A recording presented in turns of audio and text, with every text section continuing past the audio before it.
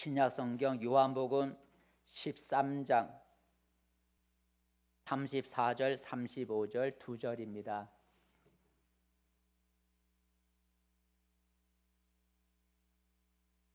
(34절) 35절 한 목소리로 같이 읽도록 하겠습니다. 새 계명을 너희에게 주노니 서로 사랑하라. 내가 너희를 사랑한 것 같이 너희도 서로 사랑하라.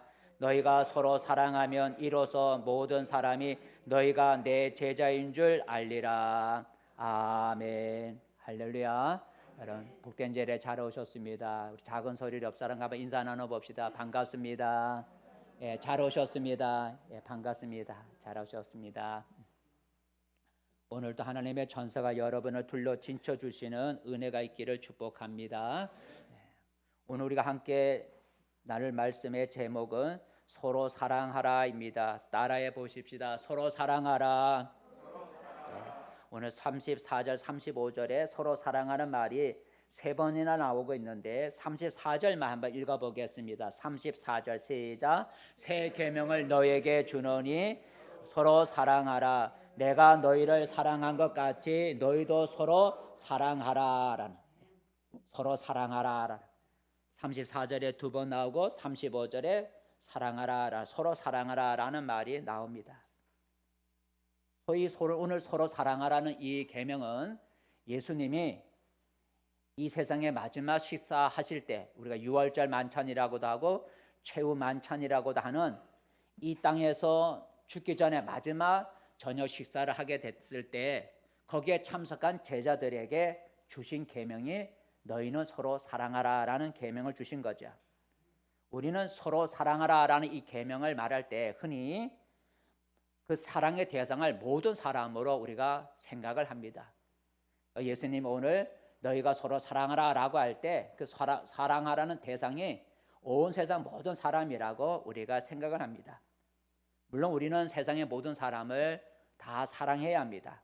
그런데 오늘 예수님이 제자들에게 서로 사랑하라라고 말씀하실 때 그 사랑의 대상은 온 세상 사람을 말하는 것이 아니고 예수님을 믿고 따르는 자, 그날 식탁에 참석한 제자들을 향해서 하신 말씀이죠.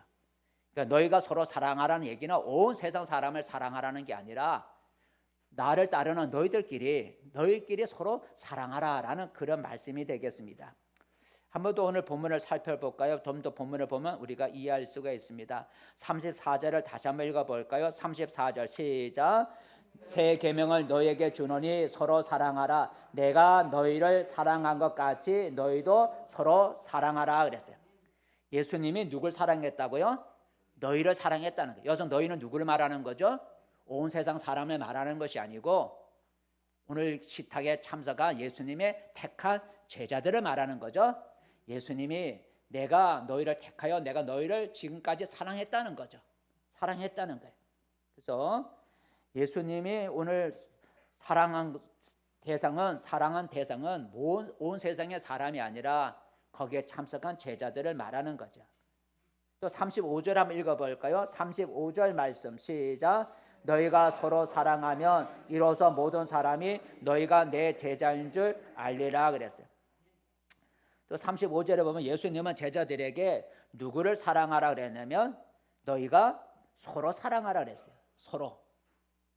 여기서 너희는 누굴 말하냐면 그 식탁에 참석한 제자를 말하는 것이고 너희가 서로 사랑하라는 얘기는 서로 제자들끼리 성도들끼리 서로 사랑하라라는 얘기를 말하고 있습니다. 그리고 제자들 간에 서로 사랑이 이루어지면 어떤 일이 일어날 것이라고 말씀하셨냐면 이로써 모든 사람이 너희가 내 제자인 줄로 인정하리라라고 말씀하셨습니다. 그러니까 성도들끼리 또 제자들끼리 예수 믿는 제자들끼리 서로 사랑하면 모든 사람이 그것을 보고 모든 사람은 여기서 말할 때는 세상 사람이죠. 세상 모든 사람들이 너희끼리 서로 사랑하는 걸 보면 그걸 통해서 야 예수 믿는 사람은 다르구나 하고 너희를 내 제자로 인정해 줄 것이다 라고 말씀하셨습니다.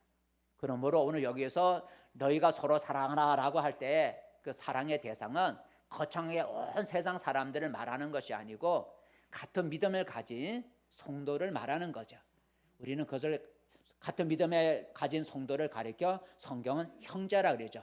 그러니까 형제를 사랑하라, 형제를 사랑하라 할 때 그 형제는 온 세상 사람을 말하는 것이 아니고 같은 믿음을 가진 성도들을 가리켜 성경은 형제라 그러죠.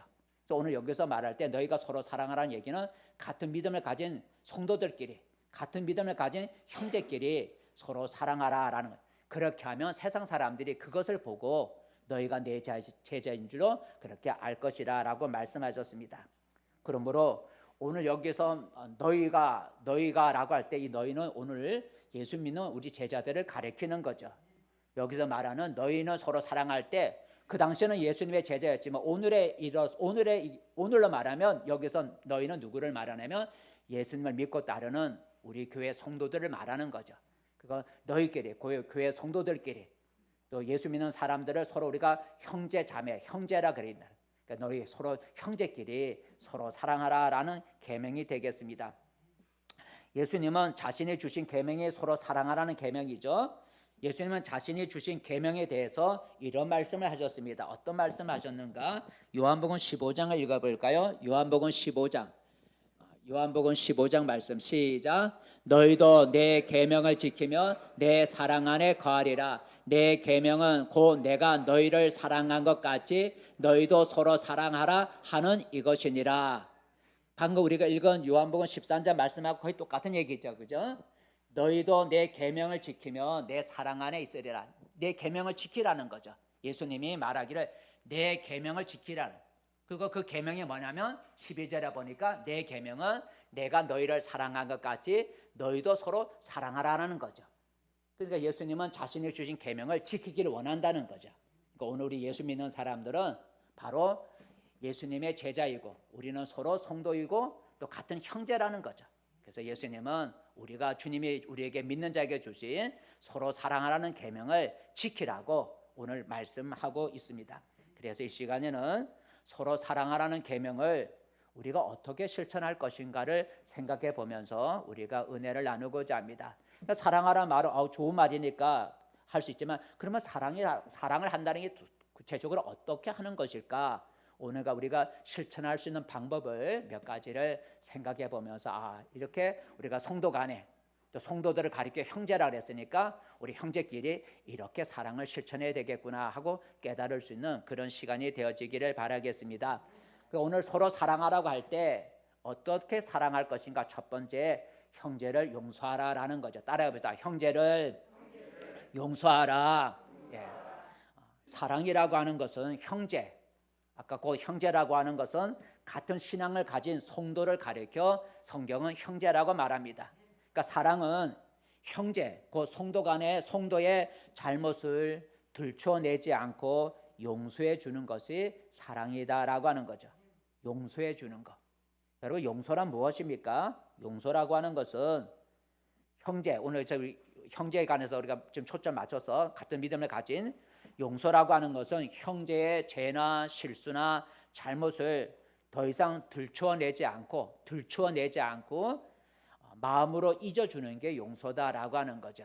사랑이라고 하는 것은 형제를 용서해 주는 것이 사랑이라고 하는 거죠. 사랑을 실천하는 방법이 형제를 용서해 주는 건데, 용서라고 하는 것은 형제가 나한테 잘못한 실수나 잘못이나 죄를 들추어내지 아니하고 내 마음으로 잊어주는 것이 용서다라고 하는 것입니다. 따라해 봅시다. 나에 대한 형제의 잘못을 잊어주는 것이 용서고 사랑이다. 예. 그러니까 사랑이라고 하는 것은 나에게 잘못한 형제의 잘못을 또 죄를 용서해 잊어주는 것. 이게 바로 우리가 사랑이라는 거죠. 하나님이 우리의 허물과 죄를 용서하실 때 그렇게 하신다는 거, 잊어주신다는 거죠. 하나님이 우리 죄를 용서해 주실 때 그 용서라고 하는 것은 하나님이 기억하지 아니하고 잊어주신다는 거죠. 그래서 한번 읽어볼까요? 하나님 우리를 용서하실 때 어떻게 용서하시는가? 이사야서를 보겠습니다. 시작. 내가 내 허물을 빽빽한 구름같이 내 죄를 안개같이 없이 하였으니 너는 내게로 돌아오라 그랬어요. 하나님이 우리의 죄와 허물을 용서하실 때는 구름이 없어지는 것 같이 안개가 없어지는 것 같이 그렇게 없애준다는 거죠. 여러분 구름이 없어지고 안개가 없어지면 다시 모을 수가 없잖아, 그죠? 사라진 안개를 다시 가져올 수가 없어요. 그러니까 하나님이 우리 죄를 용서하실 때는 그렇게 용서하신다는 거죠. 하나님이 내가 죄를 회개할 때 용서해 줬다 그랬는데 얼마 후에 하나님이 또 생각이 바꾸고 화가 나갖고 다시 너 과거에 그랬지 하고 과거의 죄를 다시 들춰내지 않는다는 거죠. 하나님이 우리 죄를 용서하실 때는 다 잊어주신다는 거죠. 구름이 없어지는 것 같이 안개가 사라지는 것 같이 우리의 모든 죄를 다 잊어주시고 다시 기억하지 않는다는 거죠. 다시 들춰내지 않는다는 거죠. 이게 바로 용서라는 것입니다. 우리가 그렇게 용서하며 살아가라는 거죠. 형제가 내게 행한 죄나 잘못을 우리가 자주 말하는 것은 아직 내가 그를 사랑하고 있지 않다는 것을 보여주고 있다는 거죠. 내 마음속에 아직도 나에게 잘못한 사람에 대한 그 실수나 죄를 자꾸 뭔가 말을 하고 들춰내면 내가 아직 내 마음의 그 형제를 용서하지 못하고 있다는 것입니다. 형제가 내게 범한 죄와 잘못을 내 마음에 잊지 않고 늘 기억하면서 그를 사랑한다고 말할 수가 없는 거죠. 오늘날 베드로가 예수님께 용서에 대해서 질문을 했습니다. 베드로가 예수님께 질문하기를 주님, 형제가 내게 죄를 범하면 나한테 잘못을 하면 내가 몇 번까지 용서해 주리까? 라고 질문합니다. 그러면서 7번까지 용서해 주면 되겠습니까? 형제가 나한테 잘못했는데 죄를 지었는데 내가 7번까지 그를 용서해 주면 되겠습니까? 라는 질문을 하죠. 그때 예수님의 답변이 뭐냐면 7번뿐 아니라 7번을 70번이라도 용서해 주라라는 말씀하죠. 7번뿐만 아니라 7번을 70번이라도 용서해 주라고 하셨어요. 그 형제의 잘못을 숫자를 따지지 말고 너 몇 번 용서했어? 벌써 7번째야? 벌써 9번째야? 이렇게 숫자를 헤아려 가면서 용서하지 말고 그냥 형제의 잘못을 무한정으로 용서해 주라라고 예수님이 말씀하셨습니다. 여러분 어떻게 내게 잘못한 형제를 값없이 용서해 줄 수가 있겠습니까? 그 형제가 나한테 잘못했는데 내가 그 형제의 잘못을 어떻게 우리가 값없이 용서해 줄 수가 있겠습니까? 내 힘으로는 형제의 잘못을 용서하기가 참 어려운 거죠. 그런데 하나님의 사랑을 생각하면 우리가 형제의 잘못을 용서할 수가 있다는 것입니다. 여러분 왜냐하면 나는 하나님께로부터 모든 죄를 값없이 탕감을 받았다고 성경은 말해주고 있습니다. 그 성경에 보면 나는 하나님께로부터 1만 달란트의 빚을 탕감받은 죄의 빚을 탕감받은 사람이라고 성경은 말하고 있습니다. 나는 하나님께 1만 달란트의 죄의 빚을 졌는데 그 모든 죄의 빚을 탕감받았다는 거죠. 용서를 받았다는 것. 그 1만 달란트의 빚이라고 하는 건 얼만큼 되느냐? 우리가 헤아릴 수 없다지만 쉽게 말하면 수백억 원의 여러분 빚을 졌다고 생각하면 되겠습니다. 내가 하나님 앞에 수백억 원의 빚을 졌는데 하나님이 그 수백억 원의 빚을 다 탕감해 줬다는 거죠. 그리고 형제가 나한테 범한 죄는 얼마의 가치가 되냐면 성경에 보니까 100달란트에 해당된다는 거죠. 100달란트는 얼만큼 될까? 쉽게 말하면 수백만 원에 해당이 된다는 거죠. 그러니까 형제가 나한테 잘못한 그 죄값을 이렇게 금액으로 따져보면 수백만 원밖에 안 되고 내가 하나님 앞에 탕감받은 모든 죄값은 수백 달란트, 1만 달란트, 수백억 원에 해당이 된다는 거예요. 그러니까 내가 하나님께로부터 수백억 원의 가치가 되는 죄를 다 탕감받았으니 나한테 수백만 원의 죄를 지은 그 형제의 잘못을 우리가 용서해 줄 수가 있다는 거죠. 나는 하나님께로부터 수백억 원의 가치가 되는 값어치가 되는 그 많은 죄를 내가 다 용서받았어. 그렇다면 나한테 잘못한 형제의 잘못은 수백만 원에 불과한데 내가 이렇게 하나님께도 많은 죄를 값없이 용서를 받았으니 나에게 잘못한 형제의 죄도 내가 용서해 줘야 되겠다. 이렇게 우리가 마음을 먹을 수가 있다는 거죠. 내가 하나님 앞에 큰 죄를 다 용서받았다는 사실을 우리가 깨닫게 되면 형제의 잘못은 그렇게 크게 보이지가 않는다는 거죠. 여러분 오늘 우리는 예수님의 피로 우리의 모든 죄가 다 용서를 받았다 그랬어요. 아까 일반 달란트에 우리가 빚을 탕감받았다는데 성경은 우리의 모든 죄가 예수의 피, 예수를 믿으면 예수의 피로 우리의 모든 죄, 그 1만 달란트에 해당되는 모든 죄가 다 용서를 받았다고 성경은 말해주고 있습니다. 한번 읽어볼까요? 에베소서 1장입니다. 에베소서 1장. 에베소서 1장 말씀. 시작. 우리는 그리스도 안에서 그의 은혜의 풍성함을 따라 그의 피로 말미암아 속량 곧 죄 사함을 받았느니라 그랬어요. 예수의 피로 우리의 모든 죄를 다 용서받았다. 죄 사함을 받았다 그랬어요. 우리가 예수를 믿으면 예수님이 십자가에 흘리신 피로 그 믿는 자의 모든 죄를 다 용서해 준다는 거죠. 그 죄가 아무리 많다 할지라도 1만 달란트의 모든 죄를 다 용서를 받았다는 겁니다. 이 사실을 깨달으면 나에게 잘못한 형제의 잘못은 수백만 원에 불과한 하찮은 것으로 여길 수가 있기 때문에 우리가 형제를 용서해 줄 수가 있다는 것입니다. 여러분, 아직도 내가 어떤 형제, 믿음의 형제나 어떤 형제를 볼 때 내게 아픔을 주고 상처를 준 잘못을 아직도 잊지 않고 여러분 기억하고 있습니까? 그의 잘못을 이 시간에 용서해 주시기를 바랍니다. 용서하기를 바랍니다. 그리고 잘못을 더 이상 기억하지 않기를 축복합니다. 왜냐하면 하나님이 당신의 여러분의 모든 잘못과 죄를 용서해 주시고 잊어 주셨기 때문에 여러분이 아직도 용서하지 못하는 형제가 있다면 이 시간을 통해서 형제 예수님의 그 사랑, 하나님께 내가 용서받았다는 그 사실을 기억하시고 여러분에게 상처 주고 죄를 지은 그들의 죄를 용서해 주는 그런 은혜가 있기를 축복합니다. 성도 여러분, 오늘 예수님은 제자들에게 너희는 그 형제끼리죠. 너희는 서로 사랑하라는 계명을 주었습니다. 이 사랑은 온 세상을 사랑하라는 그런 것을 해야 되겠지만 그것보다 먼저 성도 간의 사랑을 말하는 것입니다. 그리고 예수님은 자기를 사랑하는 자는 자기의 계명을 지킬 것이라고 말씀하셨어요. 하나님은 예수님을 사랑하는 사람은 예수님이 주신 계명을 지킬 것이라 말씀했는데 한번 요한복음 14장 읽어볼까요? 요한복음 14장 말씀 시작. 너희가 나를 사랑하면 나의 계명을 지키리라 그랬어요. 그죠? 우리가 예수님을 사랑합니다라고 하면 예수님을 사랑하는 사람은 뭘 지킨다고요? 예수님이 주신 계명을 지킨다 그랬어요. 예수님이 주신 계명이 뭐라 그랬어요?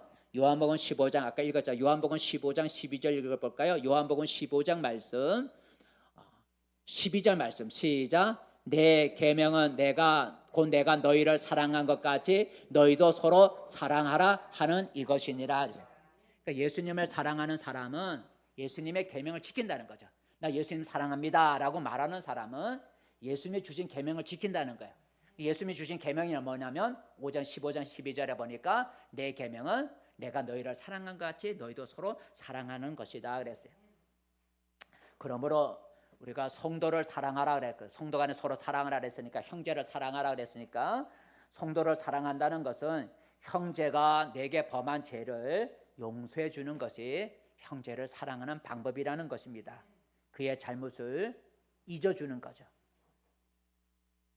예수님이 나를 사랑하셔서 그의 피로 나의 모든 죄를 용서해 주신 것을 깨닫고 형제의 작은 잘못과 죄도 용서해 주는 우리들이 되어지시기를 바라겠습니다. 두 번째 여러분, 우리가 형제를 서로 사랑하라고 할 때 사랑하는 구체적인 방법의 두 번째가 뭘까? 따라해 봅시다. 형제를 칭찬하자. 사랑은 같은 신앙을 가진 성도 그 형제를 비난하지 않고 칭찬하는 것이 바로 사랑이라는 거죠. 우리가 사랑을 실천해야 하는 방법, 사랑하라 했는데 그 사랑하는 방법이 뭐냐면 형제를 비난하지 않고 칭찬하는 것이 우리가 사랑을 실천하는 방법이라는 거죠. 여러분, 사랑을 하면 상대방을 칭찬하게 됩니다. 칭찬하게 되죠. 왜냐하면 사랑하면 좋은 면만 보이는 거예요.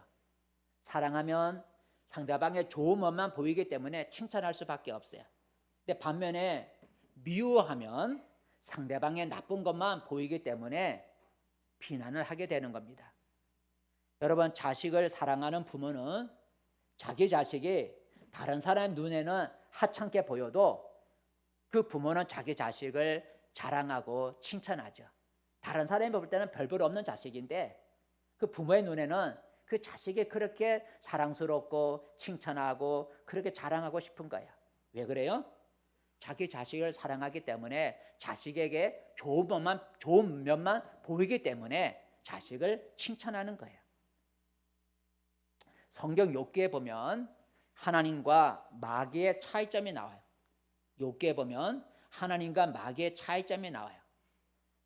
그것 좀 구체적으로 보면 하나님은 칭찬하시고 칭찬을 아끼지 않는 분이시고 마귀는 비난하는 것을 우리가 볼 수가 있습니다. 그 욥기에 보면 하나님은 욥의 신앙에 대해서 칭찬하셨죠. 하나님은 욥의 신앙에 대해서 칭찬하셨어요. 한번 읽어볼까요? 어떻게 칭찬하셨는가? 욥기서 한번 읽어보겠습니다. 시작. 내가 내 종 욥을 주의하여 보았느냐? 그와 같이 온전하고 정직하여 하나님을 경외하며 악에서 떠난 자는 세상에 없느니라. 거기지 없느니라 그랬어요. 그러니까 하나님의 욥의 신앙에 대해서 비난하지 않고 칭찬하셨다는 거죠. 반면에 마귀는 욥에 대해서 칭찬하는 것이 아니라 비난을 하죠. 어떻게 비난을 했을까요? 9절부터 시작. 욥이 어찌 까닭 없이 하나님을 경외하리까? 10절. 주께서 그와 그의 집과 그의 모든 소유물을 울타리로 두르심 때문이 아니니까. 주께서 그의 손으로 하는 바를 복되게 하사 그의 소유물이 땅에 넘치게 하셨음이니이다. 하고 비난하는 거죠. 하나님은 욥의 신앙을 칭찬했는데 마귀는 하나님이 욥에게 복을 주셨으니까 저렇게 하나님을 잘 섬기시지 한번 때려보세요. 하나님을 어디 잘 섬기는가 하고 욥의 신앙에 대해서 비난한 것을 볼 수가 있습니다. 그러기에 칭찬하기를 좋아하는 사람은 하나님을 닮아가는 사람이고 비난하기를 좋아하는 사람은 마귀를 닮아가는 사람이다. 우리가 생각해 볼 수가 있습니다. 어느 날 예수님이 나병 환자 시몬이라고 하는 나병 환자 집에 들어가 식사하실 때였습니다.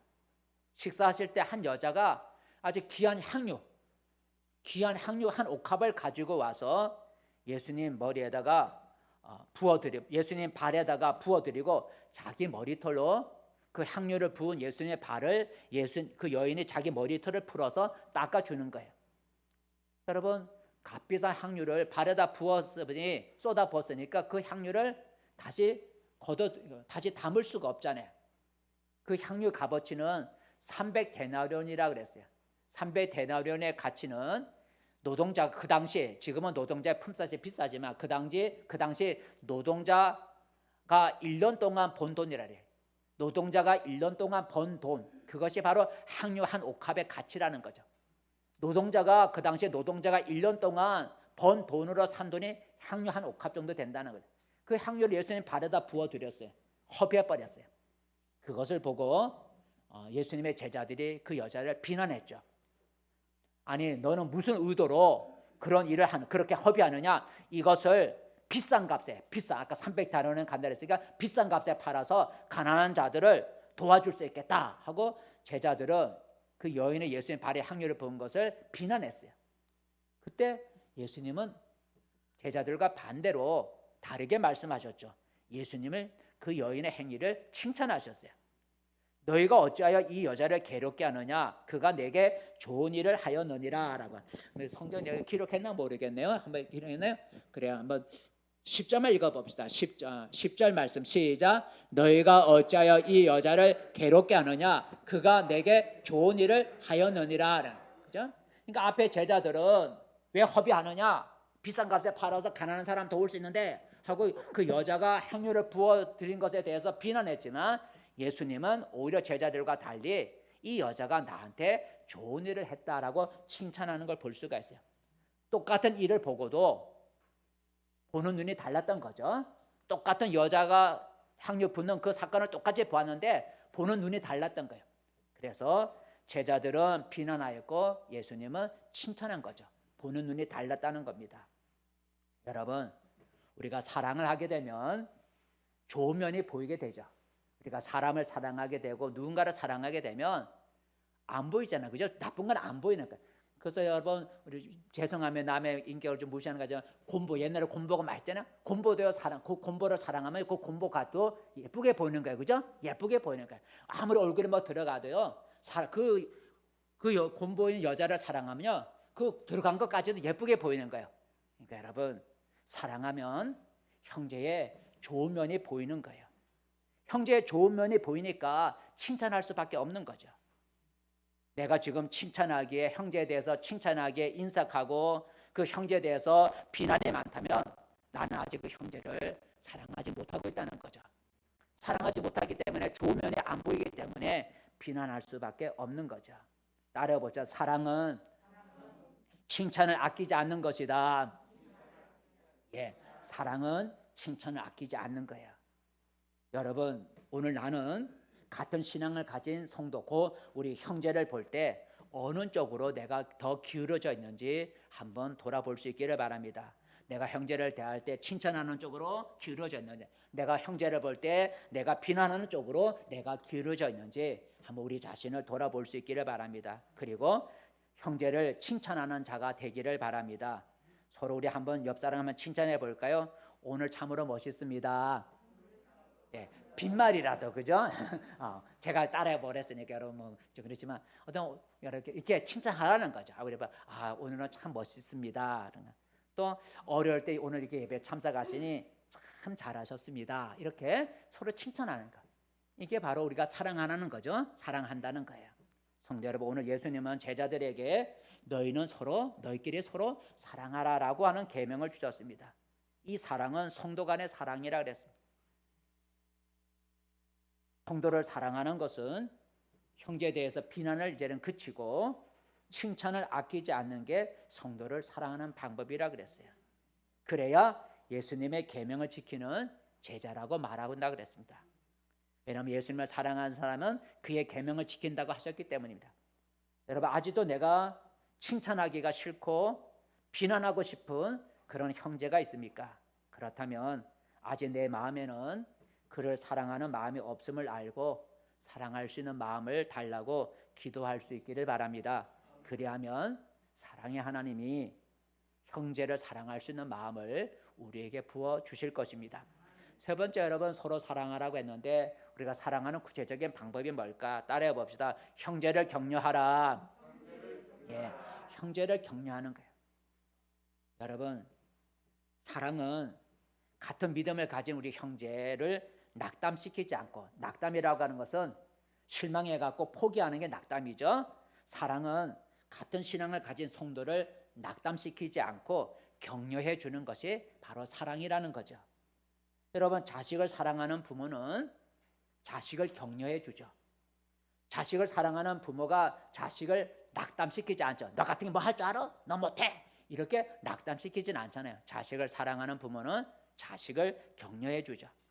자녀가 울면 다가가서 눈물을 닦아주고, 힘들어 낙심하면 부모가 위로해 주죠. 자식이 힘들어하는데도 모른 척하면 사랑이 없는 거잖아요.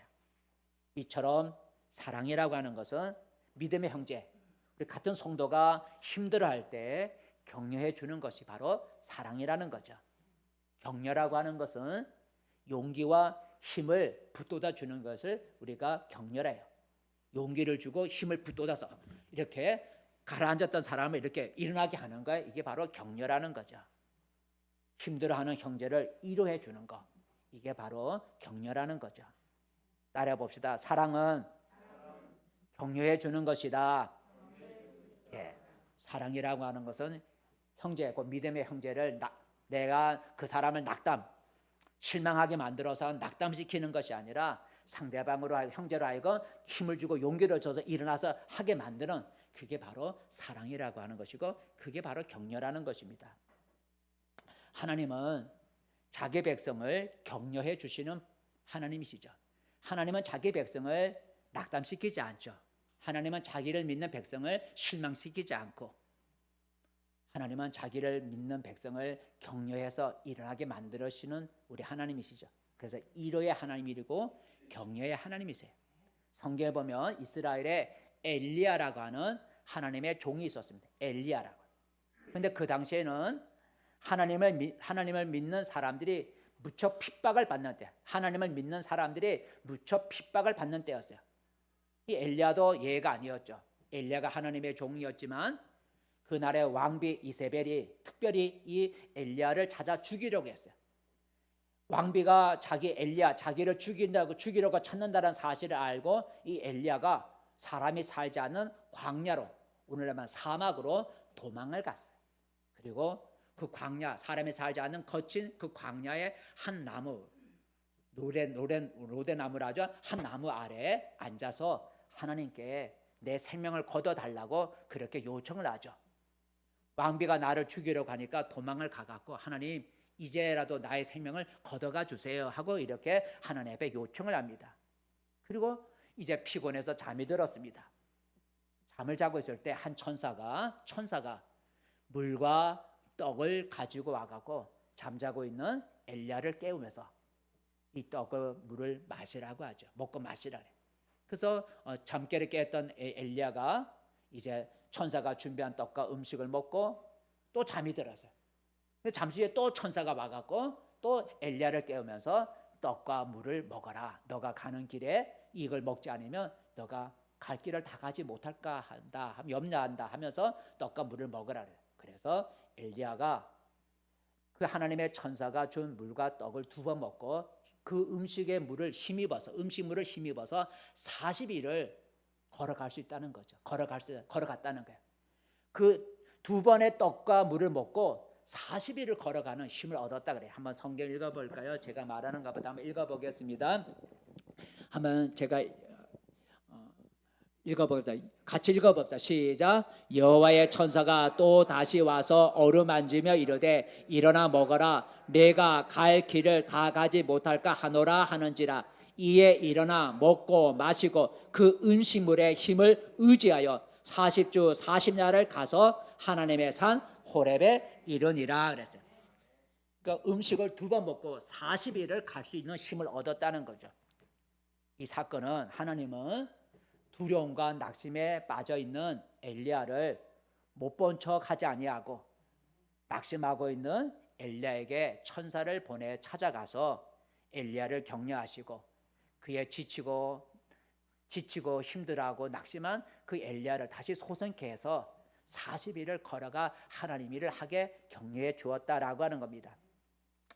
여러분, 우리는 살아가다 보면 누구나 우리의 삶에 흔들리는 순간들이 있습니다. 살아가다 보면 불안할 때가 있고, 살아가다 보면 두려울 때도 있고, 살아가다 보면 의심이 생길 때도 있고, 혼란스러울 때도 있고, 살아가다 보면 모든 것이 허무해질 때도 있습니다. 이런 순간에 필요한 것이 뭐냐면 격려라고 하는 거죠. 격려. 우리가 세상을 살아가다 보면 지칠 때가 있어요. 힘들어할 때가 있어요. 두려울 때가 있어요. 불안할 때가 있어요. 이때 필요한 것이 격려라고 하는 거죠. 격려. 격려를 통해서 엘리야처럼 다시 소생함을 입어 힘을 얻어 다시 일할 수가 있는 것이죠. 그러기에 우리는 같은 믿음을 가진 형제를 격려하는 일을 해야 된다는 거죠. 우리 형제를 낙담시키는 일을 하지 않고 형제에게 용기를 주고 힘을 줘서 일어날 수 있게 만드는 격려하는 우리가 돼야 된다는 거. 이게 사랑이라는 거죠. 힘들어하는 형제를 위로해주고 슬퍼하는 그의 슬픔과 아픔을 공감해 주는 것. 세상의 어려운 일로 인하여 힘들어하고 있는 성도를 보고 무관심하거나 애면하지 말아야 된다는 거죠. 우리는 자기 일에만 관심을 갖지 말고 같은 믿음을 가진 형제들에게도 관심을 가져야 된다는 거죠. 이게 바로 사랑이라는 것입니다. 사랑은 결코 형제를 낙담시키지 않습니다. 그런데 우리는 종종 믿음의 형제를 낙담시킬 때가 있습니다. 성경에 그게 나오죠. 이스라엘 백성의 가나안 땅을 들어갈 때 모세가 12명의 정탐꾼을 가나안 땅에 미리 보내어 정탐하고 돌아와서 보고하도록 했습니다. 그래서 이스라엘 12명의 정탐꾼이 가나안 땅에 들어가서 40일을 가나안 땅을 정탐하고 돌아와서 백성들에게 자기들이 40일 동안 본 것을 보고를 하게 됐어요. 12명이 갔는데 이 12명이 똑같은 것을 보았는데 보고 내용이 달랐다는 거죠. 크게 둘러 나뉘어졌는데 갈렙과 요수아 두 사람은 그 땅에 올라가자, 우리가 취할 수 있다, 이길 수 있다라고 이렇게 백성들을 격려를 했어요.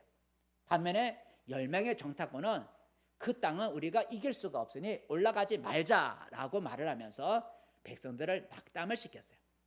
두 명의 갈렙과 여호수아는 그들은 우리의 먹이다, 그들은 우리의 먹이니까 올라가 취하자, 이길 수 있다 하고 백성들을 격려했지만 10명의 정탐꾼은 우리는 그들이 보기에 메뚜기다, 우리는 메뚜기이기 때문에 올라가면 안 된다라고 해서 백성들을 낙담을 시켰어요.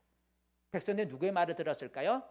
격려하는 두 사람의 말을 듣지 않고 부정적인 말하고 메뚜기라고 하는 그런 말을 한 10명의 말을 듣고 밤새도록 통곡을 했다고 합니다. 한번 성경 내용을 한번 읽어볼까요?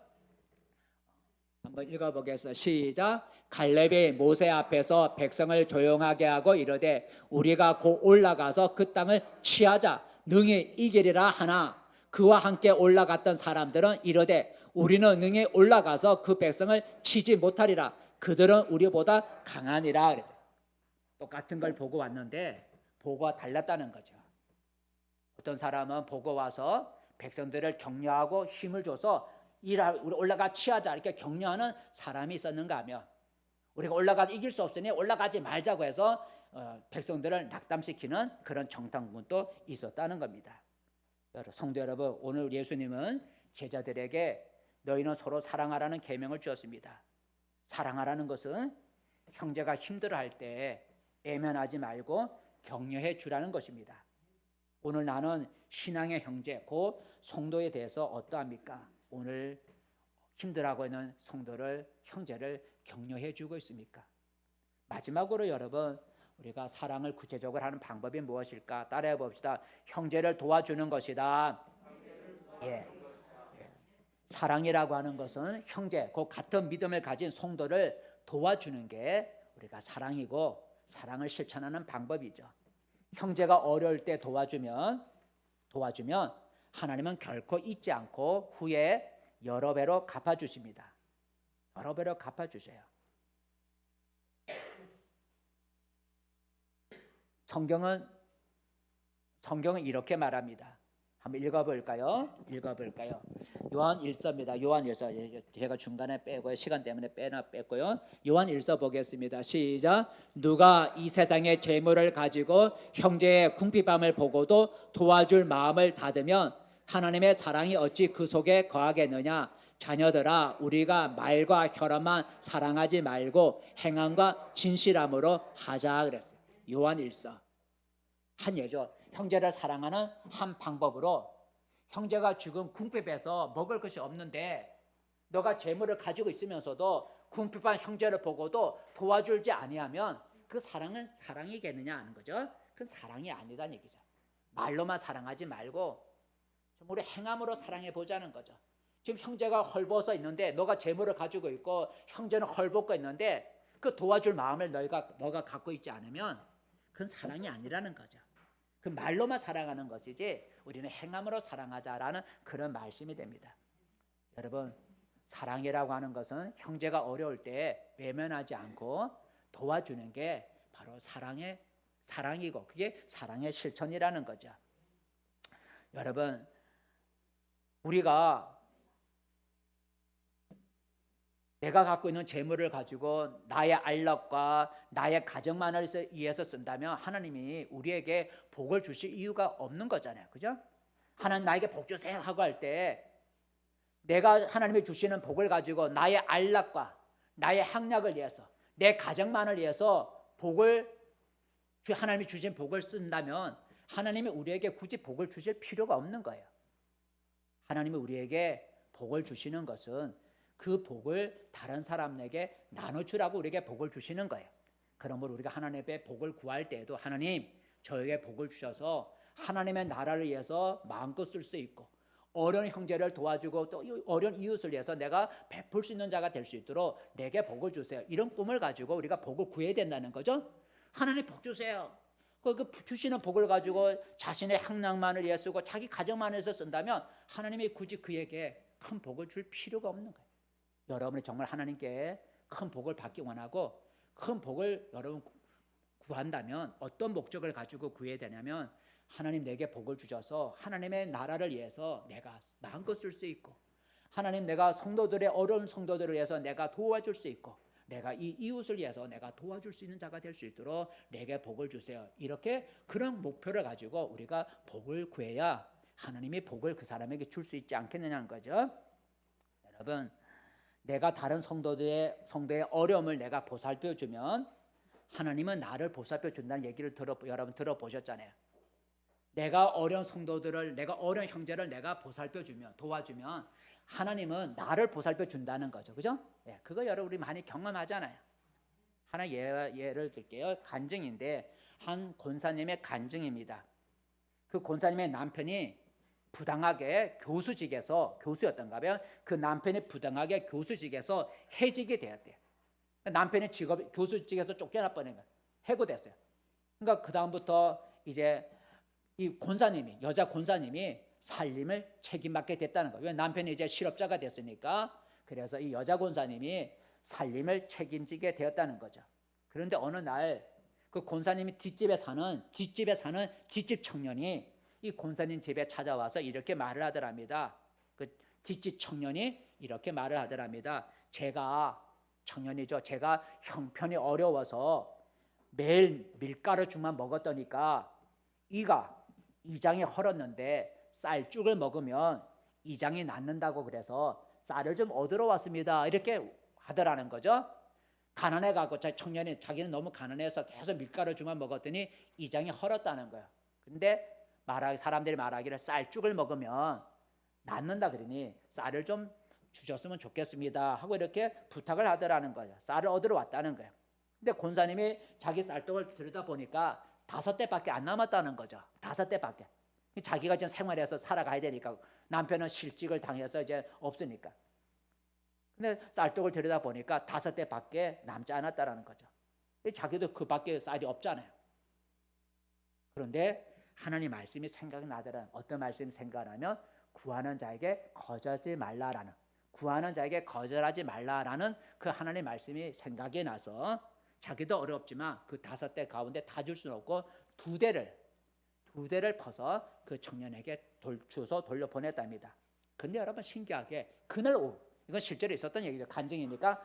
그런데 그날 오후 쌀 5대밖에 안 남았는데 거기서 쌀 2대를 퍼서 준 그날 오후 그 동네 쌀집 주인이 쌀 2가마를 가지고 왔다는 거예요. 쌀 2대를 줬는데 그날 쌀 2가마를 쌀집 주인이 가져왔다는 거예요.